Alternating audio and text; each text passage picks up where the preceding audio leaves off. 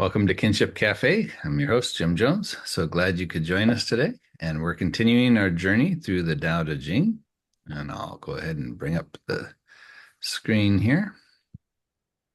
So today we're in chapter 71. Kind of hard to believe there's only 10 of these left, but here we go.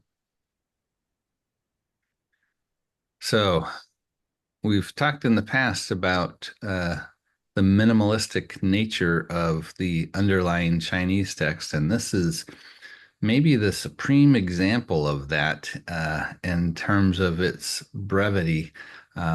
It's led to a lot of different ways that people have tried to interpret or understand what's going on here. So we'll see how we do with trying to make sense of this.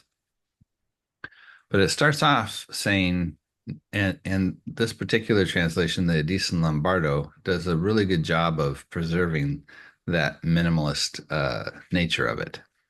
So it says, know, not knowing, supreme. So we'll start with seeing what you guys think of or how you make sense of this particular sentence. Well, to me, right off the bat, it's saying if I don't know, it's saying something weird. It's saying if you don't know, that's great. Yeah. Doesn't And it mirror the opening phrase of the Tao that is not the Tao, or the Tao that can be named is not the true Tao, well, there's some as interesting in to know without knowing is the supreme way of knowing. in what style was that? To know without knowing is the supreme Oh, way of knowing. yeah. Like to win without fighting is the supreme victory. Mm-hmm. Mm-hmm. Yeah, we've definitely seen some connections between these negated things, right? Like acting by non-acting or overcoming by not contending or various angles on this. So here we have some idea about knowing, and then there's not knowing. Now, what's a little bit um, curious to me anyway, in terms of, again, the underlying text is typically it seems within the Daodejing when it's talking about these positive um, negatives in a sense, like wu wei, it's using the word wu, the idea for absence, that can also be translated as not or non or no. So non-action, which we translate from wu wei, but you would think here it might be something like wu ji, which would be not knowing, but it's using another character for the negation, which is bu. And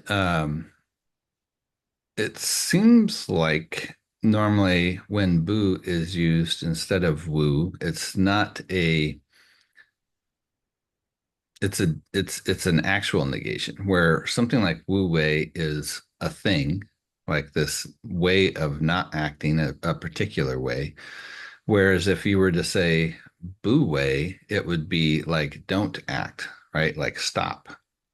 So here, some of the commentators have been saying that it is equivalent. If you were to say Buji versus Wuji, it's essentially saying the same thing. And other people are saying or treating it as though it's more like just an actual negation, like not knowing something. So this gets translated in two primary ways. One is essentially saying to know that you don't know is supreme or good or the highest, right? And so it would be an awareness of your ignorance in a sense that is what's being praised here.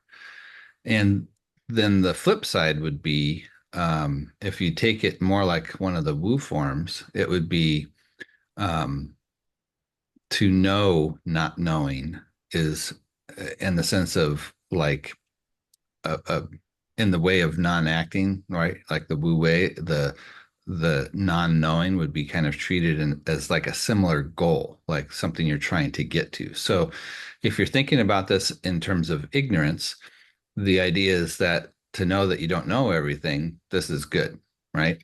But it's not really praising the ignorance as something you're trying to achieve. It's just something that you're aware of. Whereas if this was not knowing in the same way that we talk about not acting, then that would actually be more of a goal where we're trying to get to this point of not knowing, and that would be supreme. You see the differences there? So it's a very big difference in terms of which direction you go with this, in terms of if this is talking about being aware of your ignorance or if it's talking about actually striving towards a particular way of knowing that is framed as not knowing. So I think that the text is actually going with that second direction where it's praising this idea or having more of a goal of not knowing as opposed to simply being aware of your ignorance. But let's see how this unfolds, and then we'll kind of go from there. So the next line then is not know, knowing, faulty. And I put the character for faulty here. It's being because it's more frequently translated as sickness. So I'm not quite sure why the translators went with faulty here, but I think maybe because in thinking about a wrong way of knowing, they would think that is the way you would talk about that is maybe like faulty reasoning or faulty knowing, as opposed to like just sickness.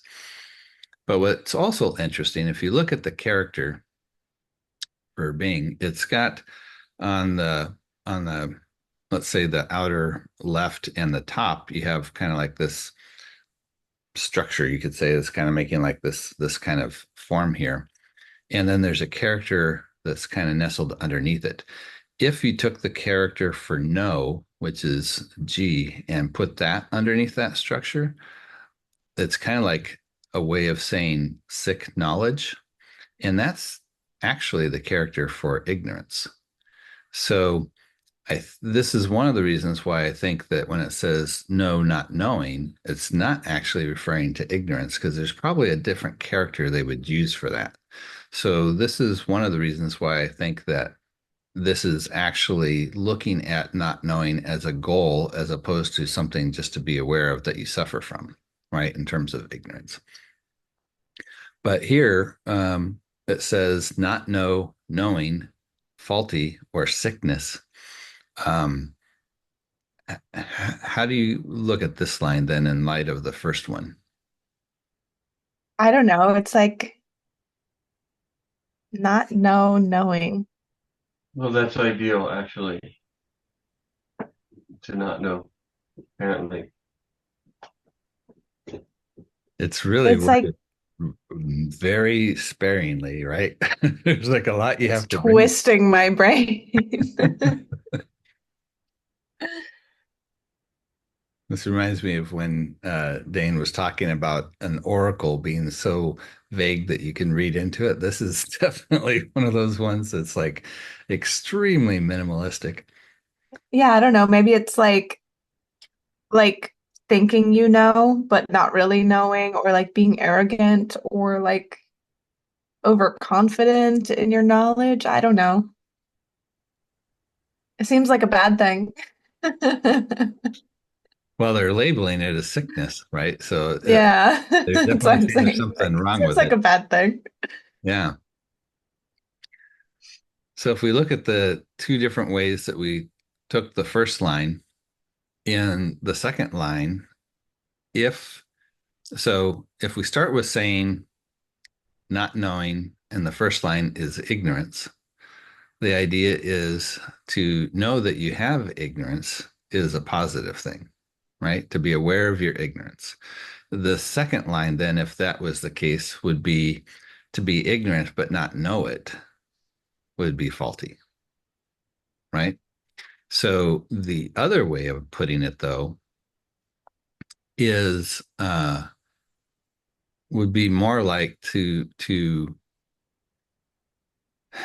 If non-knowing or not knowing is actually the goal, then this would be to not have that non-knowing, but think that you know is, well, that's not exactly right. It'd be more like you possess this kind of knowing that they're suggesting that you don't want to have, uh, and that's what you have. So that would then be what is faulty, which is a little bit convoluted. But let's think about here then. If the first line is in praise of not knowing, it's interesting because it's saying that there's something that you do know, right? And that's so it's not simply saying that ignorance is bliss or ignorance is the thing you're trying to chase after, or somehow that not knowing anything isn't the goal. There's still something it's saying that you should know, but there's also something that you should actually strive to not know. So it's a type of knowing or a kind of knowing that's really in question here. In the same way that we have that phrase, wei wu wei, which is act non-acting. Again, there's a type of acting you do and a type of acting that you don't do. And if we think about what is the concern there in the broader context of the Tao Te Ching, it's socially contrived ways of acting that it's talking about. It's not claiming that there's a way for you to not act at all. Obviously, you have to do something, or you just would sit there, and that would not be good. You wouldn't last very long that way. So there's a way of acting that they're shooting for that's more natural or spontaneous that they're trying to achieve, as opposed to this way of acting that's more derived from social norms or ways that the culture has said this is the way we're supposed to do things.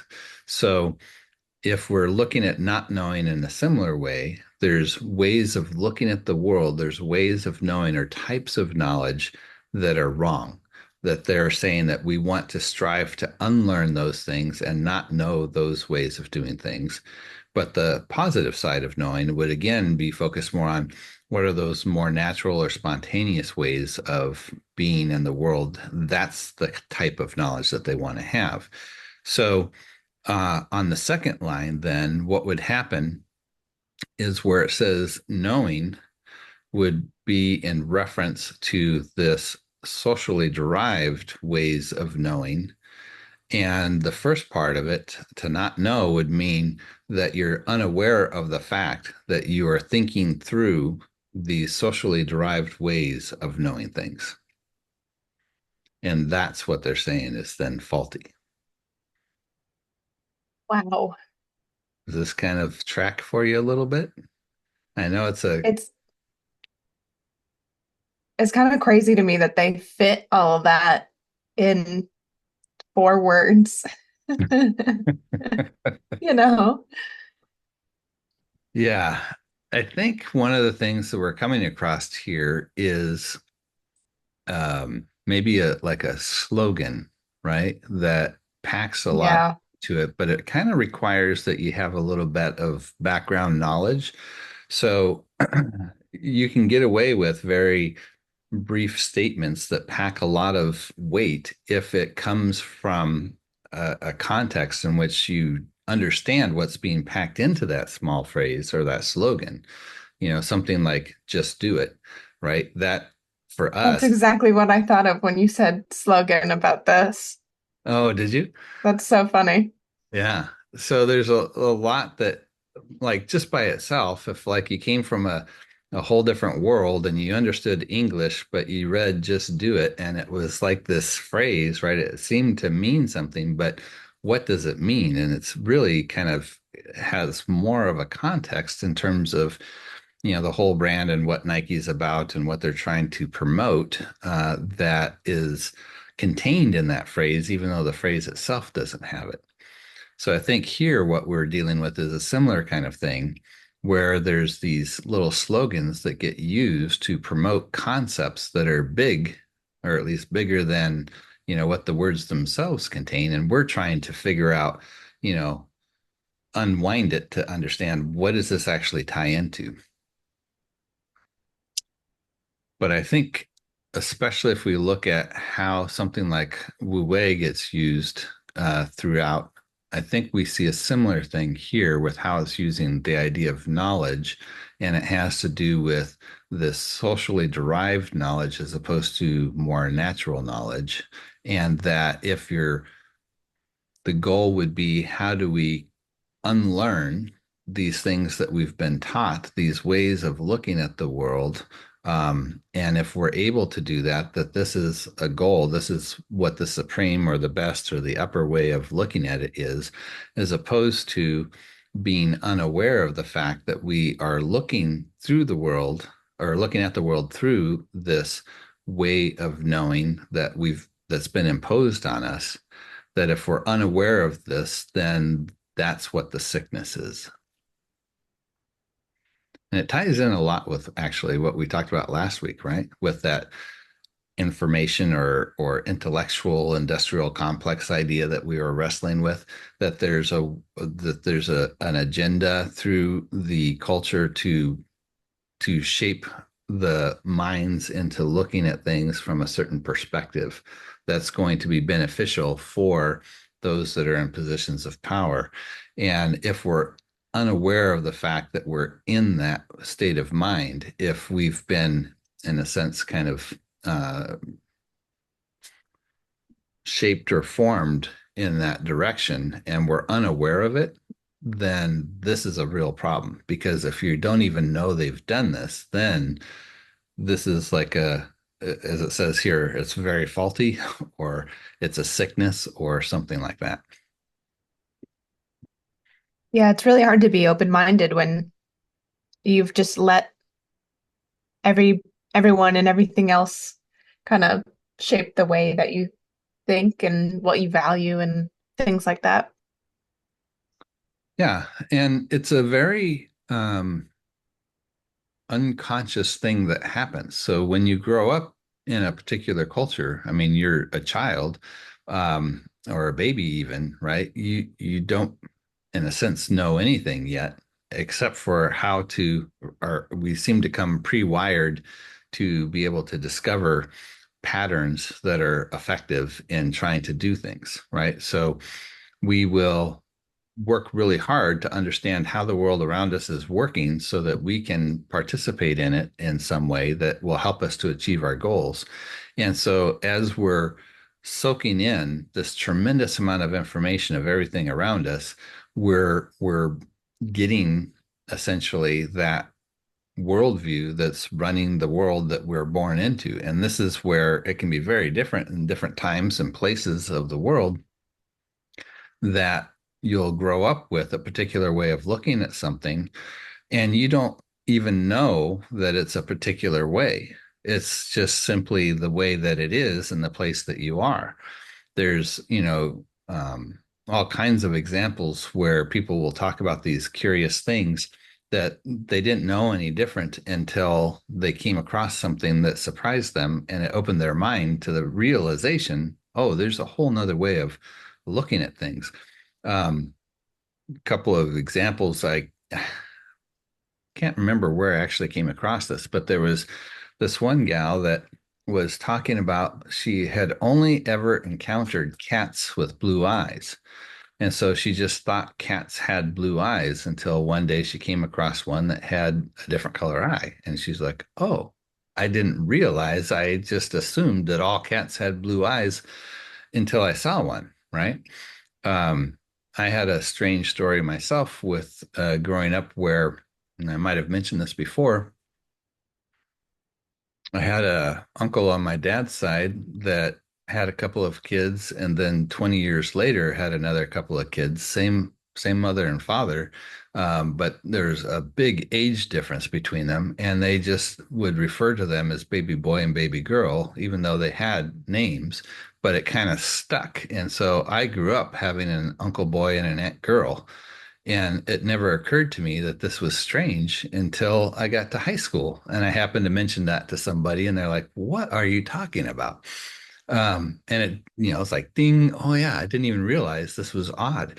So this is the challenge we have is, we have a particular language that we inherit. We have a particular political orientation, and I don't mean necessarily like, in our case, Republican or Democrat, but in the sense of, democracy versus, let's say, communism or some other thing, right? We grow up in a context, and we have potentially a religious context that we grow up in, and so forth. That all goes into shaping how we look at the world. That until we actually encounter something contrary, we might not even realize this is a part of us. It just seems like it's always there. And so the big trick is, how do we start to realize or become aware of the fact that we have all these different assumptions and ways of looking at the world that we've just inherited, but we did it at a point in our development where we were completely uncritically aware of that, right? We just absorb it before we're aware. And so this is, I think, where the challenge for the Taoists is saying that there's all kinds of this stuff. And this is where we need to focus on how do we unlearn, or at least become aware of the fact that there's these aspects of our worldview that we have to contend with, versus somebody who is still in that state of bliss, not realizing that, there's a bunch of particulars that they've inherited that they just assume as universal, but that's not actually the case. And if somebody is still in that space, this is where they're potentially really in trouble, because they don't have the mental capacity to be able to think outside of the box, so to speak. They're very much stuck inside the box. Yeah, I Reminds feel like if you, oh, sorry, go ahead, Dane. reminds me of a joke where a mathematician, a physicist, and an engineer are all visiting Australia for the first time to attend a conference, and they're driving past a field of sheep, and half the sheep in the field are black. And the engineer says, "Wow, I didn't realize half the sheep in Australia were black." And the physicist says, "Well, at least half the sheep in this field." And the mathematician says, "Well, at least on one side." Yeah. That's fun. I like that. I really remember going through developmental stages where when I was very little, my mom smoked cigarettes and my dad didn't. So I thought that women smoked cigarettes and men didn't. And then the first time I saw a man smoking cigarettes, it kind of blew my mind a little bit. And I also remember that my sister was 2 years older than me, so she started kindergarten before I did. And I remember there being a time when I thought only girls went to kindergarten, boys didn't. Uh, and That's then, of funny. course, I discovered that wasn't true. So it seems like a lot of development is these stages of forming and then breaking assumptions about the world based on patterns that you've witnessed. But it's kind of logical if you think about it, because as you're building data, or you're gathering data to build your model of the world, you can only build that model out of data that you've perceived in some way. So it kind of has to grow that way, it seems like. Yeah. That's funny. My dad smoked cigarettes and drank coffee, and my mom didn't smoke cigarettes and she drank tea. So I thought like coffee was for guys and tea was for girls. And then I also thought you can't, like, no drinking and driving meant you couldn't drink anything while you were driving. Oh. So my dad would have his coffee like with him while he was driving, and I would look at him like, "You're not supposed to be doing that." Yeah, it's very interesting, what happens when we acquire these patterns that we assume about the world, and then we have to contend with that, right? And some of them are easy to upset and turn around, and other ones are much more deeply ingrained. And even from a a neuroscience perspective, we've got some additional challenges because we start to see that, as an infant, you've got far more, in a sense, connections in terms of how your neurons are connected in your brain. But part of what happens early on is we start to find out which ones are useful. And we figure that out from trying to observe our world, right? We're soaking in this worldview and we start to realize, okay, these connections are actually vital. These help me to understand my world. This other way of connecting doesn't actually serve me any purpose, and they actually die off. Like parts of our brain literally change physiologically in order to accommodate the way that we are learning to think. And so there's an ingrainedness that happens biologically that makes it even harder to start to find other more fundamental ways of trying to be in the world or understand the world that also work against us. And we've Well, if seen, you introduce the biological aspect, it sheds a whole new light on this, because forgetting or the pruning of synaptic connections is actually an important part of the learning process, or forgetting is an important part of the uh, remembering process. One way it shows up is um, a lot of memory retention happens in sleep through the pruning of synaptic connections throughout the day. You kind of form all these connections, and then when you sleep, they get pruned back to sort of the most relevant ones. And if you and sleep deprivation has a drastically negative effect on memory formation, um, because this process of pruning back the synaptic connections at night while we sleep is necessary for actually sort of taking the events that happen during the day from short-term memory and putting them into long-term memory.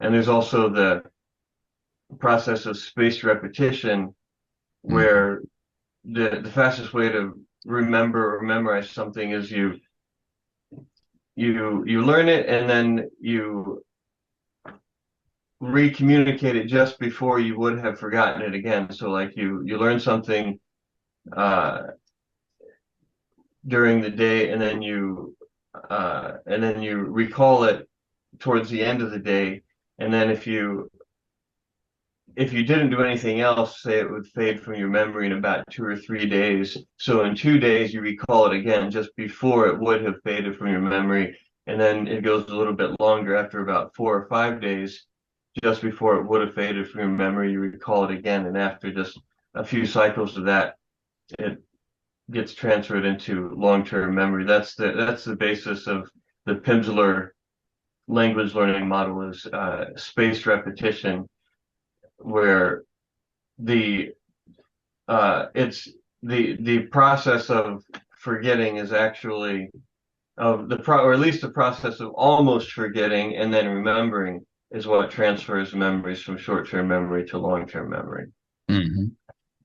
Well, that's good to know before I'm about to go back to school. Yeah. Yeah, it definitely has applications to studying, and like the frequency with which you view material.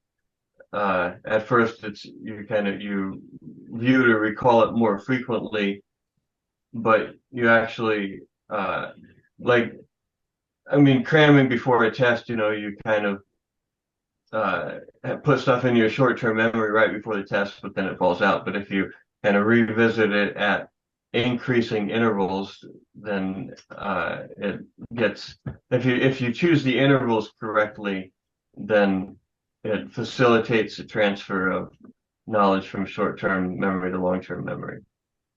Yeah. And Taylor, there's like digital flashcard systems that will integrate this spaced repetition, so it can help you Cool. to implement that if you're trying to memorize a set of things.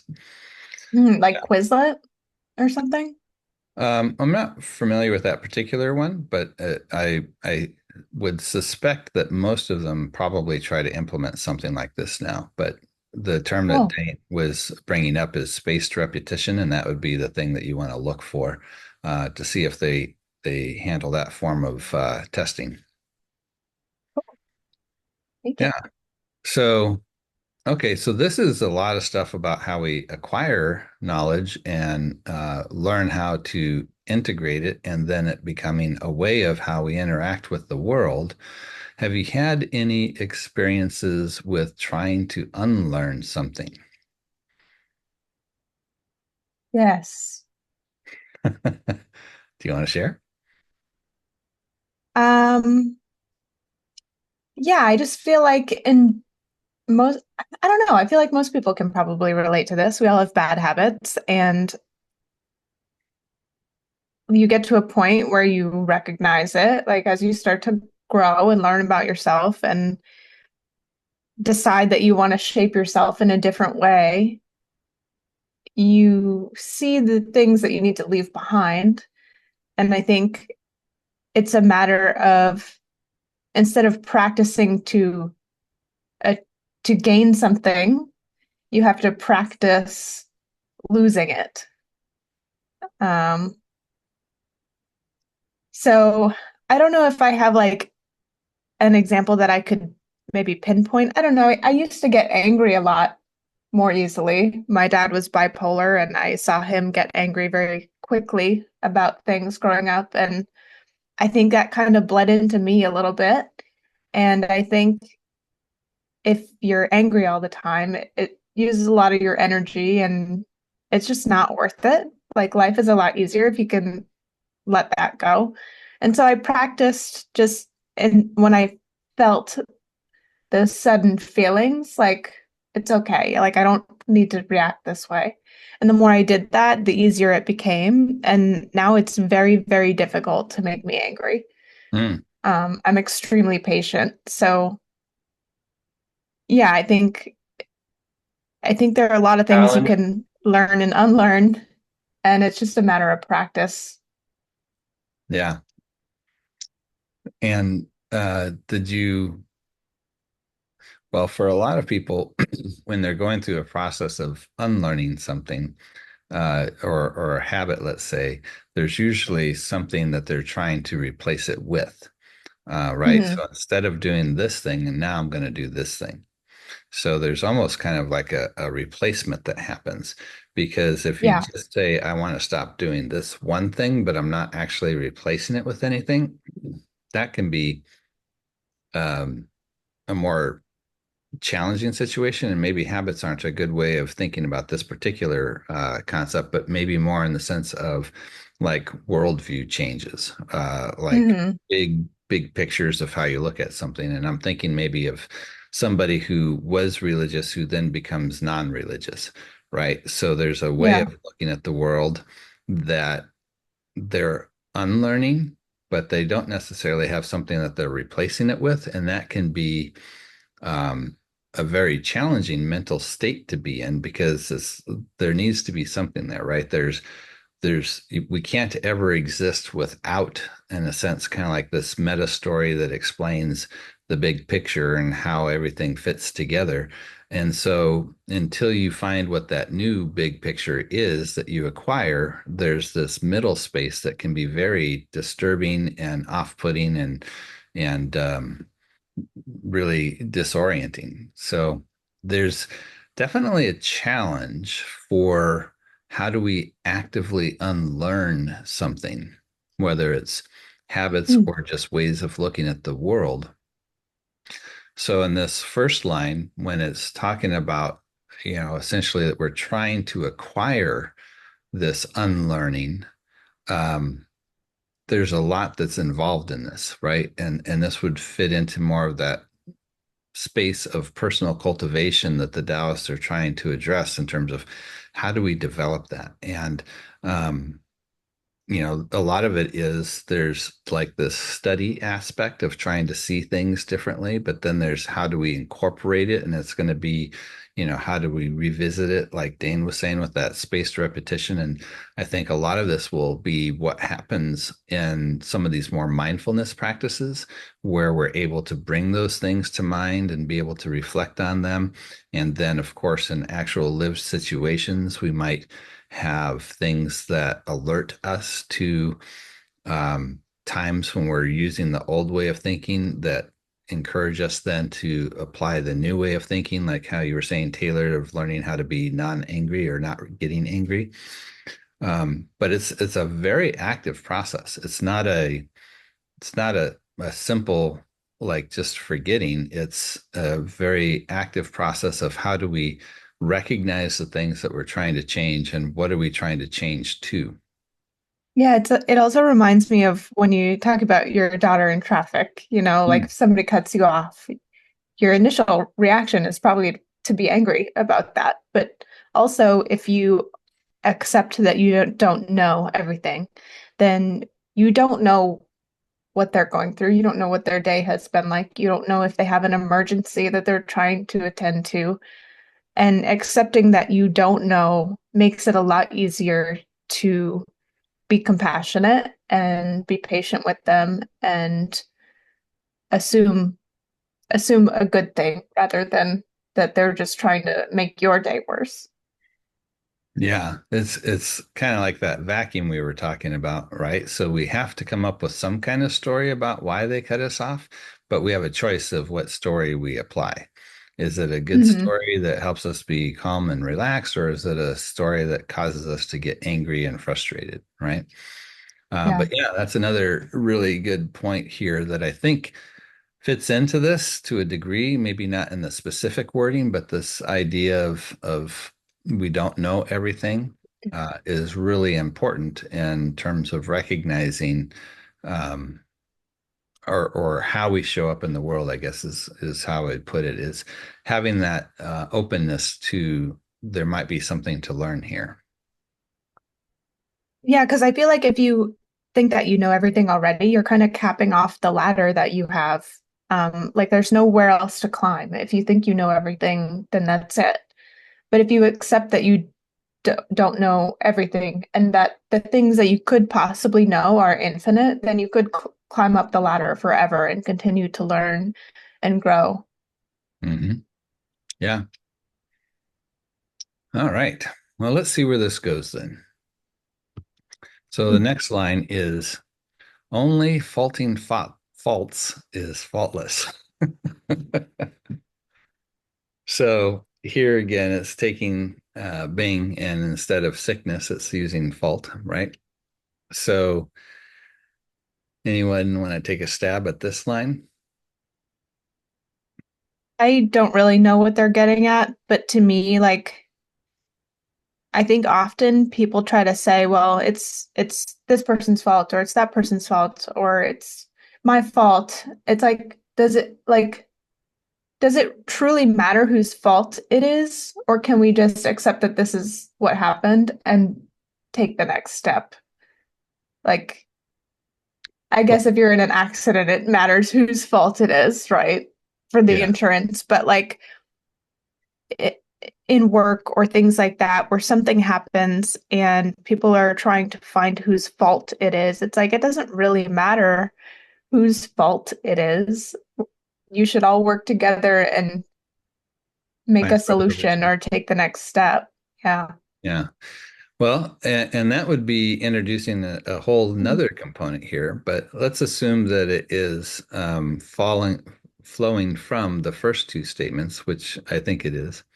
And if it helps, think of it in terms of sickness instead of faulty, and it might help you to look at that third line a little bit differently. There's obviously information that's missing again, right? Like it's a slogan that's packing in information more than what it actually says. So we're going to have to supply something to this to make some sense out of it. So with that in mind, it's saying only knowing that only knowing sickness is healthy. In a Like sense, only knowing that it's like it's a thing and being aware of that, that then can you be healthy? I yeah. don't know. No, no, I think you're on the right track. In fact, one of the translations has it something to the effect of only when you become sick of being sick are you able to be without sickness. Okay, that's a good one. And Oh, I love to say that when I'm sick and I'm sick of being sick. I love saying that I'm sick of being sick. That's what this one says. If one is sick of sickness, then one is not sick. yeah. So I think the idea is that when you start to see that there's these consequences of following, you know, the norm or the cultural standard for how you're supposed to look at things, only once you see how bad that is, and you get to the point of like, I'm just sick of being sick kind of an idea, right? Is when you're actually going to be able to get to the point of doing something about it.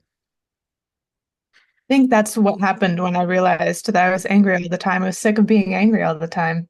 Hmm. Yeah. So this is, I mean, there's a lot here really in a very few phrases, that's painted a very interesting agenda for us, right?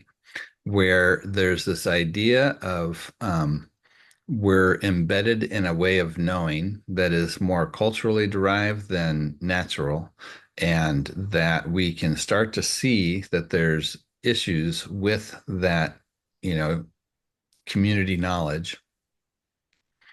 And it's only once we become aware of that existing that we're able to break out of it. And when we realize how impactful it is and what kinds of consequences it has is what's going to give us that motivation then to actually change, to break free of that.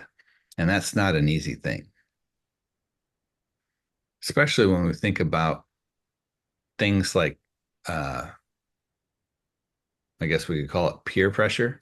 Like if everybody's doing it this way and suddenly you're thinking, well, maybe that's not right. It's not an easy thing to go against the grain.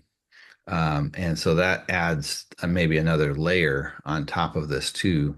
Like when we think about changing habits, like if you're a smoker, but all your friends smoke, it's very difficult to break out of that habit, right? Because that's what everybody's doing.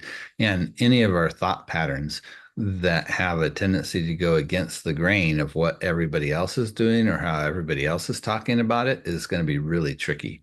So again, this is a very intense type of introspection and reflection and cultivation that has to happen to get to this point. So, Dane, you had that Feng in English translation there. I believe the first part of this it takes those first lines in the realm of ignorance. Is that how it translated that? I don't remember off the top of my head. Knowing ignorance is strength. Ignoring knowledge is sickness. If one is sick of sickness, then one is not sick. The sage is not sick because he is sick of sickness. Therefore, he is not sick. Yeah. So the first line is taking it as ignorance as opposed to actively unlearning something. And the second line is interesting because they took it in the sense of ignoring learning, right, is faulty. So it's kind of an interesting direction they went with that one. And you kind of touched on the conclusion here. So we'll just jump over to that. The sage is faultless, right? It's without that sickness. And it's because it says by faulting faults. Or this could maybe also be understood as being sick of being sick or recognizing sickness as sickness, right? There's couple different ways we could go about it, but it's really kind of a replay of that previous line that we saw. Only by being sick of being sick can you become without having sickness. So here is faulting faults is the same kind of an idea. And then the concluding line is, and so is without fault, again, referring back to the sage. The Well, only way to be free of errors is to have an error correcting process. yeah. And it's interesting that there's an idea that you could be totally free, right? Like, I don't think the implication with this is that you have like a point where you fully arrive, even though it kind of states that, that the sage is actually faultless. I think it's an ongoing process that, like Dane is saying, that you've got a system in place that helps you to become aware of when these things creep in and how we deal with it or how we move with it. But yeah. I don't think you ever fully arrive at this one. Yeah. That's that's a sort of an information theoretic perspective because one of the basic principles of information theory is that are if there's a signal, if there's a transfer of information from one place to another, there's a potential of error in the signal. So a large part of communication technology is about error correction. How do you correct for a faulty signal? If you're receiving a signal that might not be perfect or might have errors in it, how do you correct for the potential errors in that signal? Also, biologically speaking, a large part of the DNA mechanism has to do with self-repair and error correction. How do you get the same genetic sequence to be duplicated over and over trillions of times to form just a single organism or a single body? There has to be a process for correcting errors as they arise. That's the only way to get close to something that is error free, which of course it's still not error free, but you can get a body and an organism out of it, and even a whole species that continues and perpetuates itself through generations if you have a robust error correction mechanism. Yeah, the whole signal versus noise question. And it's interesting because that's also how something like evolution happens, right? Is some of that noise gets through, and sometimes it turns out to be beneficial. So If it was a perfect communication process or a perfect information replication process, then evolution would certainly be hampered. yeah, yeah. A little bit of a off topic, but I just happened to watch this fascinating video last night about tardigrades, or sometimes they're called Those. water bears. And Yeah. getting into the whole thing about how it's like really hard to kill them. And the couple of things they were talking about is that they can completely, well, almost completely dehydrate, right? So you can freeze them, you can put them into extreme pressure. But then the other thing that what they found interesting is you can expose them to high, very high levels of radiation, and somehow they don't get the DNA damage. And so they were looking at how there's these more and proteins normally are kind of like curled up strands, but they have like these straight ones that exist, and they can form like these protective layers around the DNA, as well as other proteins to protect them from different types of harm. And I just thought that's just fascinating. But yeah, there's They're so definitely, cool. yeah, the signal noise question is key, and it's an ongoing concern. And how do we, uh, perceive our world and recognizing when there's filters in place? The other part I find really challenging with this, as somebody who's very interested in science, is that there's a level at which we feel like we need to stop asking certain questions, or at least feel like it's mostly settled in order to get to the next level and to continue to build on things.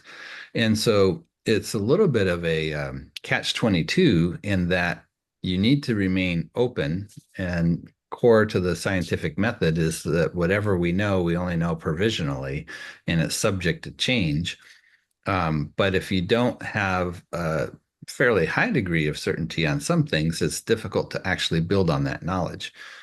So you run into this constant challenge of received knowledge versus new knowledge, and how do those two update each other, and how do you get to a point where you can actually move forward with knowing something or feeling like you know something. So it is definitely an ongoing balancing act. It's not a static thing at all.